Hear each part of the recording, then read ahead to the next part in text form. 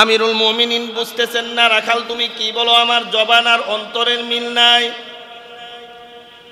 আমিরুল মুমিনিনকে ডেকে ডেকে রাখাল বলেন, ইয়া আইয়ুহাল্লাযীনা আমানু লিমা তাকুলুনা মা লা তাফআলুন।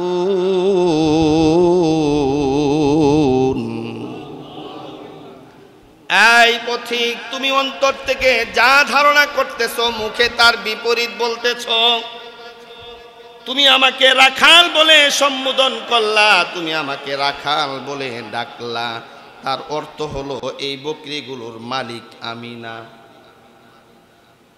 এই বকরিগুলোর মালিক আমি না। যদি আমি হইতাম তুমি আমাকে রাখাল বলতা না। আর যেহেতু রাখাল বলেই ফেলেছ, বোঝা গেল এই বকরিগুলো আমি চড়াইতে আসছি, এই বকরির মালিক ভিন্ন লোক। আল্লাহর হাবিব সাল্লাল্লাহু আলাইহি ওয়াসাল্লাম বলেন, আনা খাতামুন নাবিয়্যিন লা নাবিয়্যা বা'দি। আমি শেষ নবী, আমার পরে আর কোনো নবী আসবে না। আমি দুনিয়ার জমিনে দুইটা জিনিস রেখে যাইতেছি, যদি কোনো ব্যক্তি এই দুইটা জিনিস ভালোভাবে আঁকড়ে ধরতে পারে তো তারা জান্নাত পর্যন্ত পৌঁছতে পারবে। সুবহানাল্লাহ। দুইটা জিনিস আমরা সকলেই জানি, আল্লাহর কিতাব এবং হাবিব সাল্লাল্লাহু আলাইহি ওয়াসাল্লামের সুন্নাহ। আমরা আমল করতে পারি না কিতাবুল্লাহর উপর, সুন্নতে রসুলের উপর আমল করার দরকার। কথা বলেন ঠিক কিনা? কিতাবুল্লাহর উপর আমল করার দরকার, কোরআনের উপর আমল করার দরকার, নবীজির সুন্নাহর উপর আমল করার দরকার, কিন্তু আমরা পারি না। চেষ্টা করা লাগবে। বারবার চেষ্টা করেও কেমন জানি ফেল করি। কোরআনের উপর আমল করব, শুধু আমরাই আমল করলে যে চলবে এমনটা না। আমাদের মা বোন, আত্মীয় স্বজন, ভাই বেরাদের, আমাদের গ্রামবাসী, মহল্লাবাসী, ইউনিয়নবাসী, উপজেলাবাসী, জেলাবাসী, বিভাগবাসী এবং কি সম্পূর্ণ দেশেই যেন আল্লাহর কোরআন দিয়ে চলে, সবাই যেন কোরআনের উপর সুন্নাহর উপর আমল করতে পারে, আল্লাহ যেন তৌফিক দান করেন। যদি বাংলাদেশে সকলেই কোরআন সুন্নাহর ভিত্তিতে আমল করত তো বাংলাদেশটা বিশ্বের জমিনে ইসলামের মডেল হিসাবে আল্লাহ তুলে ধরতেন। হ্যাঁ, ইসলামের মডেল হিসাবে যেন আল্লাহ তাআলা আমাদের বাংলাদেশকে কবুল করেন। সকলেই বলছি আমিন। কোরআনের উপর আমল করলে লোকজন যে কত সুন্দর হবে, সমাজ কত সুন্দর হবে, মনে হবে যে এটা জান্নাত।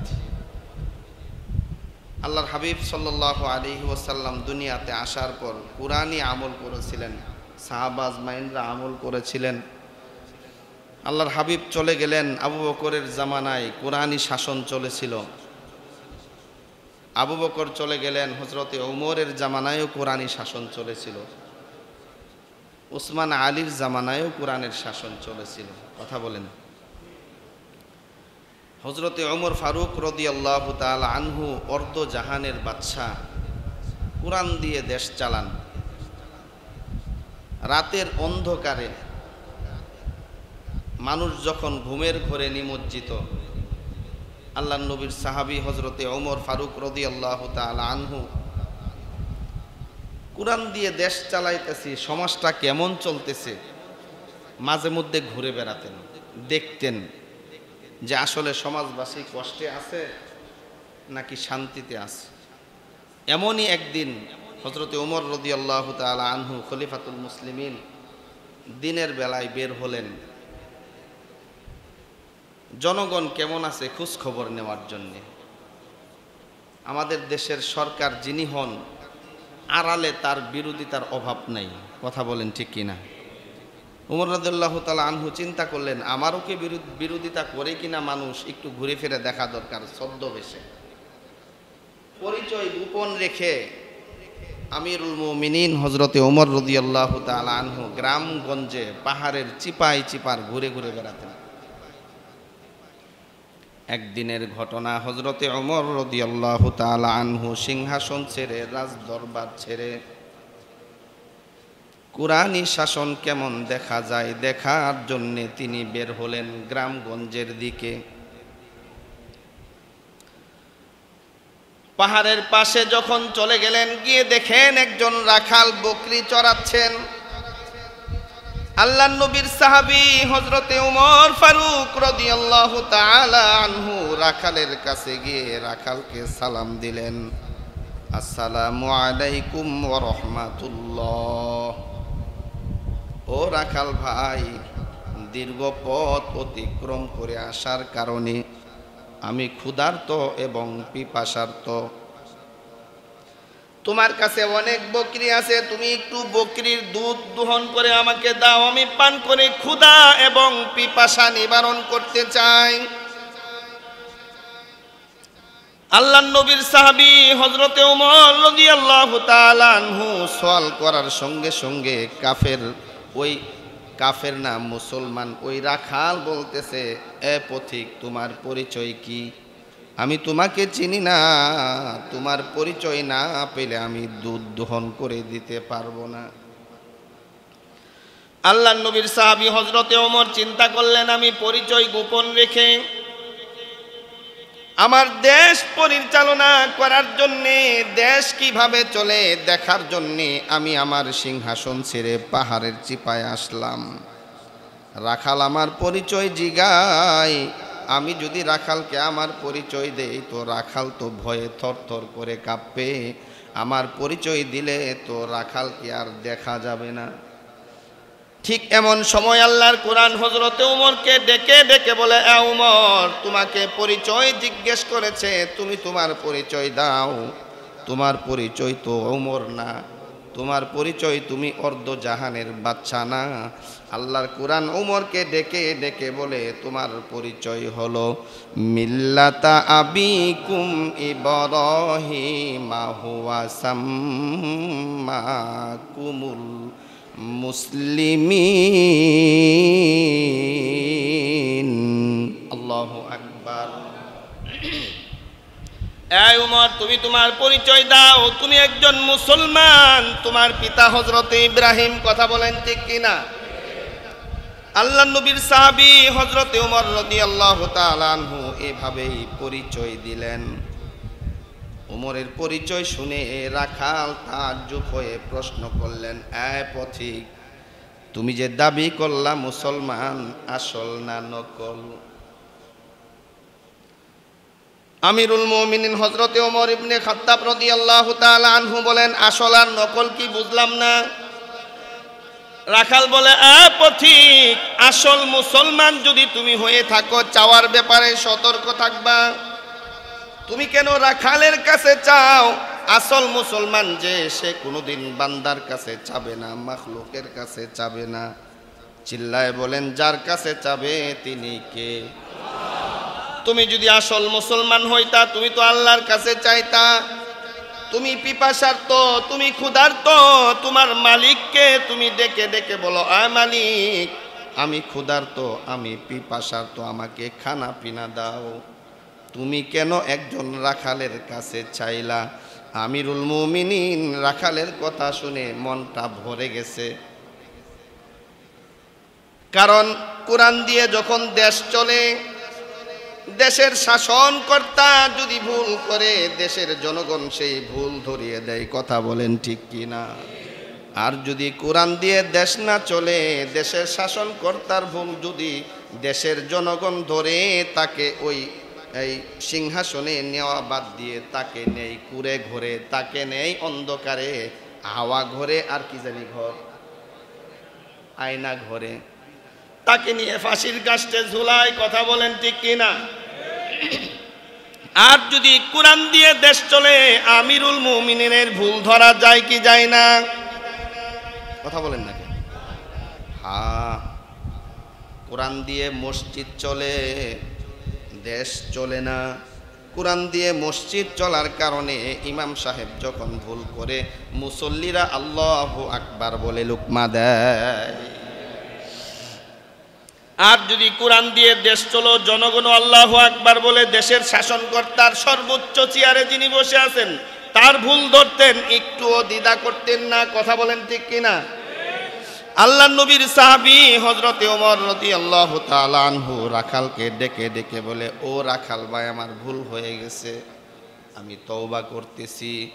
রাখাল ডেকে ডেকে বলে, এ পথিক, তুমি তো মূর্খ, তুমি কিভাবে তওবা করবা? আমি তোমাকে তওবা পড়িয়ে দেই। যেহেতু তওবার কথা বলেছ, সুযোগ আছে, আল্লাহ তোমার গুনাহগুলো মাফ করে দিবেন। রাখাল এবার আমিরুল মুমিনিনের তওবা করায়, আস্তাগফিরুল্লাহাল্লাযী লা ইলাহা ইল্লা হুয়াল হাইয়ুল কাইয়্যুম ওয়া আতুবু ইলাইহি। তওবা করলেন, তওবা শেষ।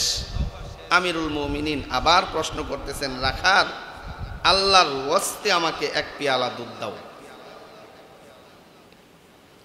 রাখাল এবার ডেকে ডেকে বলে, আপনি তো আবার মুনাফিকি করলেন। রাখাল যখন আমিরুল মুমিনিনকে মুনাফিক ডাকলেন, আমিরুল মুমিনিন হযরতে ওমর রাদিয়াল্লাহু তাআলা আনহুর চক্ষুগুলো গরম হয়ে গেছে, রক্তে রঞ্জিত হয়ে গেছে। আবার সাথে সাথে চিন্তা করলেন, এই ওমর, তুমি যদি গরম হও, তুমি যদি রাগ করো, তুমি যে কারণে সমাজে বের হয়েছো, গ্রামগঞ্জে বের হয়েছো, তোমার উদ্দেশ্য কিন্তু হাসিল হবে না। সঙ্গে সঙ্গে রাগকে থামিয়ে রাখালকে বললেন, না, রাগ করব না, তুমি আল্লাহর ওয়াস্তে এক পেয়ালা দুধ দাও। রাখাল আমিরুল মুমিনিনকে ডেকে ডেকে বলেন, আপনি মুনাফিকি করলেন। কিভাবে মুনাফিকি করলাম? রাখাল বলে, কেন আপনি মুনাফিকি করবেন না কেন? আপনার ভিতর বলে একটা, আপনার জবান দিয়ে বের করেন আরেকটা, আপনার অন্তর এবং আপনার জবানের কোনো মিল নাই। আমিরুল মুমিনিন বুঝতেছেন না, রাখাল তুমি কি বলো, আমার জবান আর অন্তরের মিল নাই। আমিরুল মুমিনিনকে ডেকে ডেকে রাখাল বলেন, ইয়া আইয়ুহাল্লাযীনা আমানু লিমা তাকুলুনা মা লা তাফআলুন।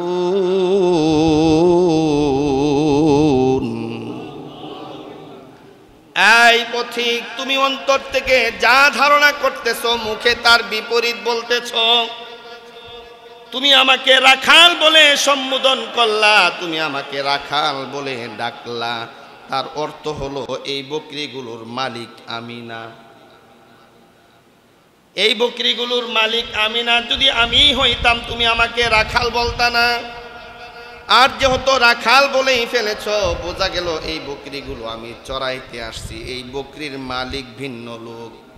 আমি দেখিয়ে দিলাম, তুমি যেহেতু আল্লাহর ওয়াস্তে আমার কাছে এক পেয়ালা দুধ চেয়েছো, এখান থেকে মনিবের বাড়ি 10 মাইল দূরে, তুমি মনিবের কাছে গিয়ে বলো, মনিব, তোমার রাখাল তোমার বকরিগুলো ওই পাহাড়ের চিপায় চড়াইতেছে, অনুমতি দাও, এক পেয়ালা দুধ যেন সে আমাকে দেয়, আমি দিয়ে দিব। হযরতে ওমর রাদিয়াল্লাহু তাআলা আনহু উত্তর শুনে বলেন, রাখাল, এখানে তো আর তোমার মনিব নাই, তোমার মনিব তো আর দেখে না, তোমার মনিব দেখে না। পথিক না দেখুক, আপনি কি আমিরুল মুমিনিন হযরতে ওমর রাদিয়াল্লাহু তাআলা আনহুকে চিনেন? অর্ধজাহানের বাদশা, তার গুপ্তচর যদি আমাকে দেখে ফেলে, আমার গর্দান কিন্তু শুলিতে আর থাকবে না, আমার গর্দান দেহ থেকে উমর আলাদা করে ফেলবে। উমরের ভয় দেখাইতেছে কার সাথে? উমরের সাথে। কার সাথে? আমিরুল মুমিনিন ডেকে ডেকে বলেন, রাখাল, চলো, যদি উমরের গুপ্তচর দেখার ভয় তুমি করে থাকো, ওই যে পাহাড়ের চিপায় যায়, আমি সেখানে গিয়ে তোমাকে 2টা টাকা দিব, এর বিনিময়ে তুমি আমাকে এক পেয়ালা দুধ দিবা। আমিরুল মুমিনিনকে ডেকে ডেকে বলে, পথিক, ওই পাহাড়ের চিপায় যাইলে আমিরুল মুমিনিন হযরতে ওমরের গুপ্তচর থেকে আড়াল হওয়া যাবে, কিন্তু সৃষ্টিকর্তা আল্লাহ, ওই মালিকের আড়াল কিন্তু পাহাড়ের চিপাতেও হওয়া সম্ভব না। মালিক তো দেখবে, দেখবে কিনা? মালিকের আড়াল আমি কিভাবে হব? এটা তো সম্ভব না। সুতরাং তোমাকে আমি দুধ দিতে পারবো না। আমিরুল মুমিনিন রাখালকে ডেকে ডেকে বলে, এ রাখাল, তুমি যে কোরআনের উপর আমল করো, তুমি যে এত তাকওয়া খোদাভীতির উপর আমল করতেছো, এর বিনিময়ে তুমি কি চাও? আল্লাহর নবীর সাহাবী হযরতে ওমর প্রশ্ন করার সাথে সাথে রাখাল উত্তর দেয় একটা আয়াত পড়ে, রব্বানা আতিনা ফিদ দুনিয়া হাসানাতাও ওয়া ফিল আখিরাতি হাসানাতাও ওয়া কিনা আযাবান নার। আল্লাহু আকবার। আমি এই কোরআনের উপর আমল করতেছি, বিনিময় চাই আমি দুইটা জিনিস। আল্লাহ তাআলা বললেন, রব্বানা আতিনা ফিদ দুনিয়া হাসানা ওয়া ফিল আখিরাতি হাসানাতাও ওয়া কিনা আযাবান নার। দুনিয়ার জমিনে আমি মঙ্গল চাই, পরকালে জাহান্নাম থেকে আমি বাঁচতে চাই। আল্লাহর নবীর সাহাবী হযরতে ওমর প্রশ্ন করলেন, দুনিয়ার মঙ্গল দ্বারা তুমি কি বোঝাইতেছো? আল্লাহ যা কিছু দিয়েছেন আমি সন্তুষ্ট, আলহামদুলিল্লাহ। একটা জিনিস আমার বাকি আছে, আল্লাহর কাছে বারবার দোয়া করি, আমাদের এই দেশের বাদশাহ যিনি আমিরুল মুমিনিন, আল্লাহ যেন আমিরুল মুমিনিন হযরতে ওমরের সাক্ষাৎ আমি একবার পাই। তোমার আরেকটা আশা কি? আরেকটা আশা হলো পরকালে যাওয়ার পর যেন আল্লাহ আমাকে জান্নাত দেয়, এর বাহিরে আমি আর কিছু চাই না। আমিরুল মুমিনিন হযরতে ওমর রাদিয়াল্লাহু তাআলা আনহু রাখালের হাতটা ধরে হাতের মধ্যে একটা চুম্বন করে বলে, এ রাখাল, তোমার 2 নাম্বার আশা আল্লাহ পূরণ করে দিয়েছেন। সুবহানাল্লাহ। রাখাল ডেকে ডেকে বলে, 2 নাম্বার আশা মানে জান্নাত? হা। আল্লাহ কোরআনে বলেন, ইন্নাল্লাযীনা ক্বালু রাব্বুনাল্লাহু সুম্মা ইসতাকামু তাতানাজ্জালু আলাইহিমুল মালাইকাতু আল্লা তাখাফু ওয়ালা তাহজানু ওয়া আবশিরু বিল জান্নাতিল্লাতী কুনতুম তুআদুন। আল্লাহু আকবার। তুমি যে তাকওয়া অবলম্বন করেছো, তুমি যে আল্লাহকে ভয় করতেছো, আল্লাহ কোরআনে বলেছেন তোমাকে জান্নাত দিবেন। তোমার 2 নাম্বার আশা আল্লাহ পূরণ করে দিয়েছেন। রাখাল ডেকে ডেকে বলে, এ পথিক, তুমি কে, কোত্থেকে এসেছো? তোমাকে আমি চিনি না। তুমি সহজেই বলে ফেললা আমার 2 নাম্বার আশা আল্লাহ পূরণ করে দিয়েছেন। যেহেতু এটা বাকি, বাকির দোয়া সবাই করতে পারে, বাকির দোয়া সকলেই করতে পারে, পারে কিনা বলেন? এক কথা কোন, বাকির দোয়া সকলেই করতে পারে। বর্তমান মসজিদে যদি 100 টাকা দেন, আমি দোয়া করবো আল্লাহ আপনাকে জান্নাত দেন, আপনার বাবা মা 14 গোষ্ঠীকে জান্নাত দেন। বাসায় গিয়ে বলবেন নামাজ পড়ার দরকার নাই, 100 টাকা দিলে হুজুর 14 গোষ্ঠীরে জান্নাতে ঢোকায়। হয় কিনা? আপনি বাকির দোয়া করলেন, নগদটা বলতে আপনার সমস্যা কোথায়? আমি উমরের সঙ্গে সাক্ষাৎ করব, আপনি এটা বলেন। আল্লাহর নবীর সাহাবী হযরতে ওমর রাদিয়াল্লাহু তাআলা আনহু রাখালকে ডেকে ডেকে বলে, এ রাখাল, তুমি কি নামাজ পড়ো নাকি? হ্যাঁ, নামাজ পড়ি। ইসলাম ধর্ম গ্রহণ করার পর থেকে আজ পর্যন্ত 1 ওয়াক্ত নামাজ আমি কোনোদিন কাজা করি নাই। রাখাল অথচ বেনামাজি না, নামাজি। আমিরুল মুমিনিন ডেকে ডেকে বলে, এ রাখাল, তুমি যদি নামাজ পড়ে থাকো তো কোথায় নামাজ পড়ো? মসজিদে নববীতে পড়ি। তুমি কি উমরকে কোনোদিন দেখো নাই? বলে না, কোনোদিন দেখি নাই। দেখার কি বড়ই ইচ্ছা? হা, ইচ্ছা। নামাজ কি মসজিদের ভিতরে পড়ো নাকি বারান্দায় পড়ো? বলে বারান্দায় পড়ি। আর সত্যিকার অর্থে যদি উমরকে দেখতে চাও, আজকের ফজরের নামাজ তুমি মসজিদের সামনের কাতারে পড়বা। মিম্বারের ভিতরে মেহরাবের ভিতরে যেই লোকটাকে দেখবা ইমামতি করতেছে, সেই খলিফা উমর। সুবহানাল্লাহ। আল্লাহর নবী সাহাবীর কথা শুনে রাখাল বলতেছে, ঠিক আছে পথিক, আমি আজকে ইশারের নামাজ পড়ার জন্য যখন মসজিদে নববীতে যাব, মসজিদে নববী থেকে আমি আর বের হব না, ফজরের নামাজ পড়েই আমি তবে বের হব। আল্লাহর নবীর সাহাবী হযরতে ওমর ডেকে ডেকে বলেন, আয় রাখাল, তুমি কি জানো আল্লাহ রাত্রি কেন দান করেছেন? কন্যা, নামাজ হলো 5 ওয়াক্ত।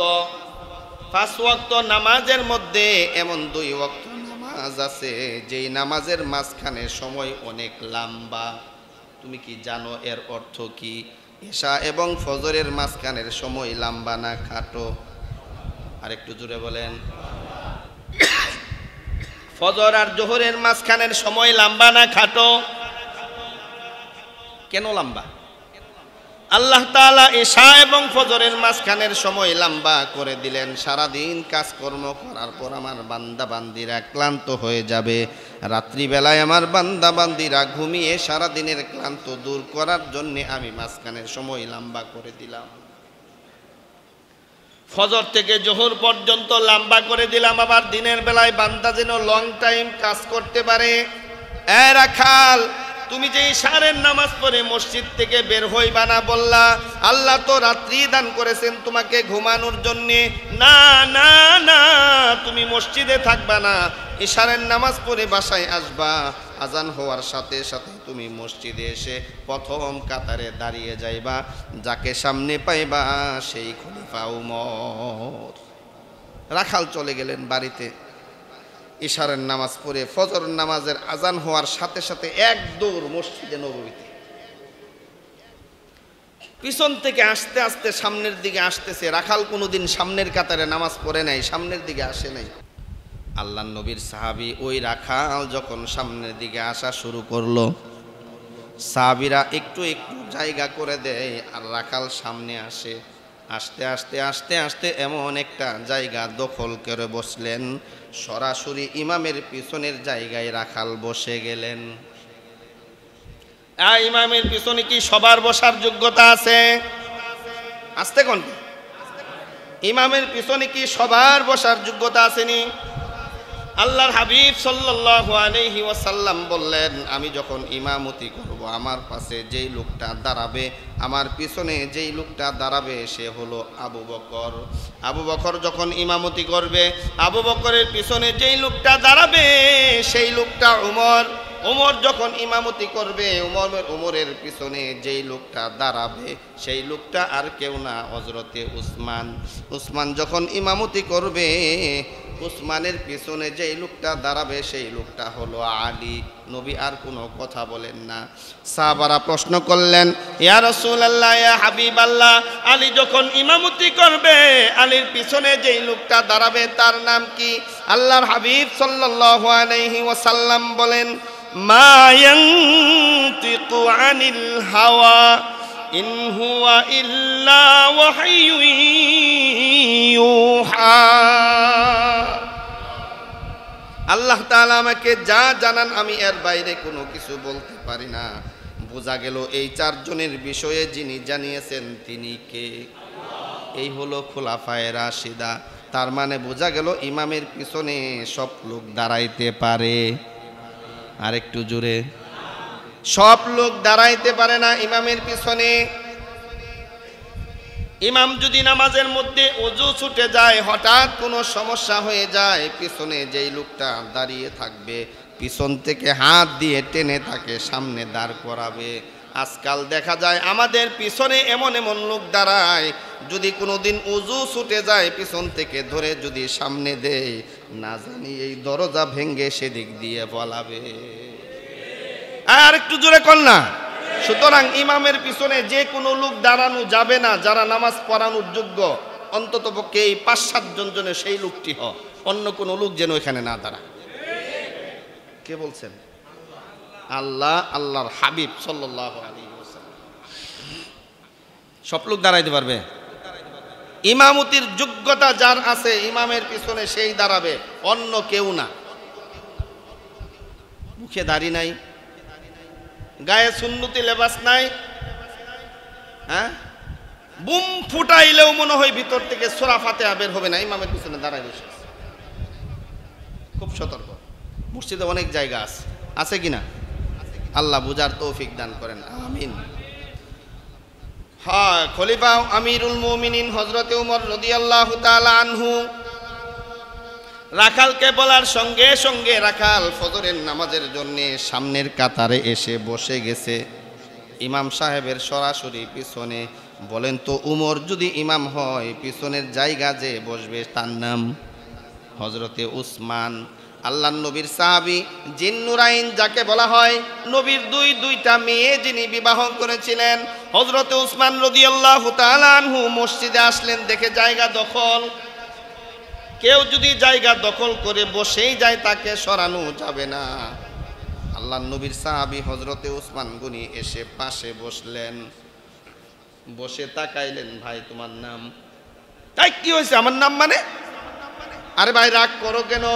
তোমাকে কোনোদিন মসজিদের ভিতরে দেখি নাই, হঠাৎ দেখার কারণে তোমার নাম জিগাইলাম, তোমার বাড়ি কোথায়? তোমাকে তো চিনতেছি না। রাখাল ডেকে ডেকে বলে, আমি তো কোনোদিন মসজিদের ভিতরে আসি না, তুমি আমাকে দেখবে কিভাবে? আমি সারা জীবন মসজিদের বারান্দায় নামাজ পড়েছি, আজকে ভিতরে এসেছি দেখার জন্যে, একবার দেখা হলে আর কোনোদিন ভিতরে ঢুকবো না। হযরতে উসমান বলে, সারা জীবন সামনের কাতারে নামাজ পড়লাম, দেখার জন্যে কোনোদিন দেখতে পাইলাম না, আর তুমি এক ওয়াক্ত নামাজ পিছনে পড়েই তুমি দেখতে চাও, তুমি তো বড্ড মুত্তাকি। সঙ্গে সঙ্গে আল্লাহর কুরআন উসমানকে ডেকে ডেকে বলেন, ইয়া আইয়ুহাল্লাযীনা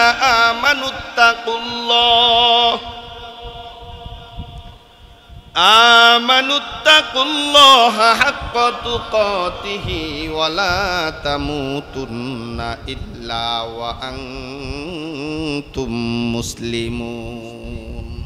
লুপ্ত পায়ে ফেলছি মুত্তাকি, একবারেই তিনি দেখায় দিবেন। উসমান বলে, আমি দেখতে পাই না, তুমি এক ওয়াক্ত নামাজেই দেখার চেষ্টা করতেছো, কিভাবে সম্ভব? তুমি তো কানা, তুমি দেখবা কিভাবে? আমার সাথে থাকো, আমি তোমাকে দেখিয়ে দিব। হযরতে উসমান দেখতে চায় আল্লাহকে। কাকে? আর একটু জোরে বলেন, কাকে দেখতে চায়? হযরতে উসমান দেখতে চায় আল্লাহকে, আর রাখাল দেখতে চায় খলিফা উমরকে। আল্লাহু আকবার। নামাজের সময় যখন হয়ে গেল, ইকামত চলতেছে। সৌদিতে যারা গিয়েছেন দেখবেন, এই যে মেহরাবের এই যে সাইড, এখানে একটা দরজা আছে। ইমাম সাহেব আমাদের মতো ওদিক দিয়ে ঢুকে না, বরং এখানে একটা দরওয়াজা আছে। নামাজ কাতার সোজা হয়ে গেছে, ইকামত চলতেছে, কাদ কামাতিস সালাহ শব্দ উচ্চারণ করার সাথে সাথে কখন জানি এই দরজা দিয়ে ইমাম সাহেব এসে সামনে দাঁড়িয়ে গেছে, মুসল্লিরা খোঁজখবর নেই। হয় কি না? হ্যাঁ, ঠিক এমন একটা ঘটনা ঘটলো। যখন সাহাবীরা দাঁড়িয়ে গেলেন, নামাজের ইকামত শুরু হয়ে গেল, কাতার সোজা হয়ে গেছে, কদ কামাতিস সালাহ, কদ কামাতিস সালাহ যখন বলা শুরু করলো, সামনে দিয়ে হযরতে ওমর রাদিয়াল্লাহু তাআলা আনহু দাঁড়িয়ে গেলেন। পিছন থেকে রাখাল আল্লাহু আকবার বলে চিল্লানি দেয়, আল্লাহু আকবার। সমস্ত সাহাবারা আতঙ্ক হয়ে গেল, কি খবর? পাগল কোত্থেকে আসলো? নামাজ শুরু হয়ে গেলে নামাজের মধ্যে যদি ভুল হয় তো পিছন থেকে লুকমা দেয়। ইকামত চলতেছে, নামাজ এখনো শুরুই হলো না, এমন পাগল কোত্থেকে সামনে গিয়েছে, নামাজ শুরু হওয়ার আগেই নামাজের ভুল ধরে। রাখাল ডেকে ডেকে বলে, এই মুসল্লিরা, আল্লাহর নবীর সাহাবীরা, চিন্তা করো না, আমি পাগল না। আমি তো মসজিদের ভিতরে আসছি আমিরুল মুমিনিন হযরতে ওমরকে দেখার জন্যে। আমি যখন দেখলাম উমরের জায়গায়, খলিফা উমরের জায়গায় সেই পথিক দাঁড়িয়ে গেছে, বলো তোমরা আমি আল্লাহু আকবার বলবো কি বলবো না? আমি তো এখানে দেখতে চাই খলিফা উমরকে, আমি তো ওই পথিক পাহাড়ের চিপার পথিককে আমি সামনে দেখতে চাই না, আমি তো দেখতে চাই খলিফা উমরকে। সঙ্গে সঙ্গে সাহাবারা ডেকে ডেকে বলে, পাগল, তুমি যাকে পথিক মনে করতেছো, তুমি যাকে পথিক মনে করতেছো, সে আসলে পথিক না, সেই খলিফা উমর। এই কথাটা বলতে দেরি ওই রাখাল বিশাল মোটা গাছ যদি কাটা হয়, করাতিরা যখন গাছ কাটে একটু বেজে থাকে, রশিটা ধরে রশি বাঁধে গাছের মাথায়, গাছ কাটতে কাটতে একটু যখন আটকে থাকে, রশি ধরে টান দেয়, বিশাল মোটা গাছ যেমন ধপাস করে মাটিতে পড়ে যায়। কথাটা শুনতে দেরি, রাখাল ধপাস করে অজ্ঞান হয়ে মাটিতে পড়তে দেরি করে নাই। কাকে দেখলাম? আমি তো এর তওবা পড়াইছি, আমি রাস্তায় পাহাড়ের চিপায় একে মুনাফিক বলছি, আমি নিজে তওবা পড়াইছি, আমি একে মূর্খ বলছি। হাইরে আমিরুল মুমিনিন। আল্লাহর হাবিব সাল্লাল্লাহু আলাইহি ওয়াসাল্লাম বলেন, লাউ কানা বাদি নাবিয়ুন লাকানা উমর, আমার পরে আল্লাহ যদি কাউকে নবুয়তি দান করতেন, সে আর কেউ না, সে হলো হযরতে ওমর। নবুয়তির যোগ্যতা আল্লাহ যার ভিতরে দিয়েছেন, যেই উমর রাস্তা দিয়ে হাঁটলে 40 দিন সেই রাস্তায় শয়তান চলার সাহস পায় না, এমন আমিরুল মুমিনিন হযরত উমরকে আমি মুনাফিক ডাকছি, কিচ্ছু বলে নাই। আমি আমিরুল মুমিনিনকে তওবা পড়িয়েছি, কোনো কিছু বলে নাই। আমি মূর্খ বলেছি, কিচ্ছু বলে নাই।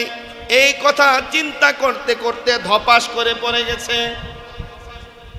জ্ঞান ফিরে দাঁড়ানোর পর আমিরুল মুমিনিনের পায়ে ধরে ক্ষমা চায়, আমিরুল মুমিনিন কত না কিছুই আমি আপনাকে বলেছি, আপনি তো কিচ্ছু আমাকে বলেন নাই, ক্ষমা চাই, মাফ চাই, আপনি আমাকে মাফ করে দেন। সাহাবীরা চিল্লাচিল্লি শুরু করে দেয়, কোন পাগল আমাদের খলিফাকে মুনাফিক বলেছে, ধর মার। আমিরুল মুমিনিন বলেন, আতিউল্লাহ ওয়া আতিউর রাসূল, তোমরা যদি আমাকে আমির হিসাবে গ্রহণ করে থাকো, আমি যা বলি তোমরা তা শুনবা। জি আমিরুল মুমিনিন, শুনবো। তাহলে নামাজ শেষ করো, কোরআন দিয়ে বিচার করব নামাজের পর। সাহাবীরা নামাজ শুরু করে দিলেন। আসসালামু আলাইকুম ওয়া রাহমাতুল্লাহ, আসসালামু আলাইকুম ওয়া রাহমাতুল্লাহ। আল্লাহর নবীর সাহাবী খলিফা ওমর মিম্বারের মধ্যে বসে গেলেন, রাখালকে ডাক দিলেন, রাখাল ভাই তুমি এদিকে আসো। রাখাল যখন খলিফার সামনে আসছে, বুকের মধ্যে বুকটা জড়িয়ে ধরে কপালের মধ্যে চুমু খায়। সাহাবারা প্রশ্ন করেন, আমিরুল মুমিনিন, যেই রাখাল আপনাকে মূর্খ বলেছে, যেই রাখাল আপনাকে তওবা পড়িয়েছে, যেই রাখাল আপনাকে মুনাফিক বলেছে, আপনি তার বিচার না করে তাকে বুকের মধ্যে জড়িয়ে কেন ধরলেন? আল্লাহর নবীর সাহাবী হযরতে ওমর ডেকে ডেকে বলে, ও আমার সাহাবারা, ও আল্লাহর নবীর সাহাবারা, রাসূলের উম্মতেরা, আমি এই লোকটাকে যখন দেখেছিলাম তাকে রাখাল হিসাবে দেখি নাই। আমি যেই লোকটাকে দেখলাম, এই লোকটার ভিতরে আল্লাহর কোরআনের আমল আছে। আমি এই লোকটাকে দেখি নাই, বরং আমি আল্লাহর জ্যান্ত কোরআন সেই ব্যক্তির মধ্যে দেখেছি, যার কারণে আমি তাকে বুকের মধ্যে জড়িয়ে ধরলাম। পাহাড়ের চিপায়, উমরকে চিনে না, আল্লাহকে দেখে নাই, না দেখে কোরআন সিনার মধ্যে ধারণ করেছে। তার ভিতরে যেই ভয় আমি দেখেছি, এমন ভয় যদি সাহাবাদের মধ্যে থাকে, এমন ভয় যদি গ্রামগঞ্জে আনাচে কানাচে দেশের প্রত্যেকটা নাগরিকের অন্তরে থাকে, বলেন আমাদের দেশটা জান্নাত হবে কি হবে না? আর একটু জোরে বলেন, হবে কি হবে না? সকলের দিলের মধ্যে যেন এমন ভয় থাকে। চান কারা কারা? যদি এমন ভয় দিলের মধ্যে তৈরি করতে চান, আল্লাহর কোরআনী আইনই দেশে প্রয়োগ করতে হবে। বিকল্প কোনো আইন দ্বারা কোরআন সিনার ভিতরে ঢুকানো সম্ভব? আরেকটু আস্তে কোন, না বলাটাও কোরআনকে সাপোর্ট করা সম্ভব। কোরআন দিয়ে যেন আমাদের দেশটা শাসিত হয়, আমরা সকলেই আল্লাহ তাআলার কাছে দোয়া করব, আল্লাহ তাআলা কবুল আর মঞ্জুর করেন। সকলেই বলি আমিন। ওয়া আখিরু দাওয়ানা আনিল হামদুলিল্লাহি রাব্বিল আলামিন।